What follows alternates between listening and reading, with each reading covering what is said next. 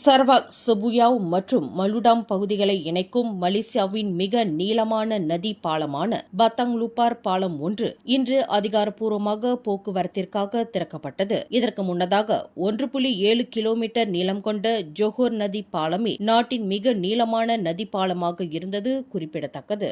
Sarawak துணை முதலமைச்சர் Dato Amar Douglas ஒங்கா அம்பாஸ் இப்பாலத்தின் சிறப்பு விழாவை இன்று மாலை தொடங்கி வைத்தார். சுமார் 84 கோடியே 87 லட்சம் ரிங்கெட் செலவில் 4.8 கிலோமீட்டர் நீளத்தில் 2 வழிச்சாலையாக இப்பாலம் கட்டப்பட்டுள்ளது. இந்த புதிய பாலம் கடற்கரை வழித்தட மக்களின் பயண நேரத்தை குறைப்பதோடு சுபுயாவ் மற்றும் ட்ரைசோ பகுதிகளுக்கு இடையிலான பொருளாதாரம், விவசாயம் மற்றும் சுற்றுலா துறைகளை மேம்படுத்தும் என சரவா பொதுப்பணித்துறை தெரிவித்துள்ளது.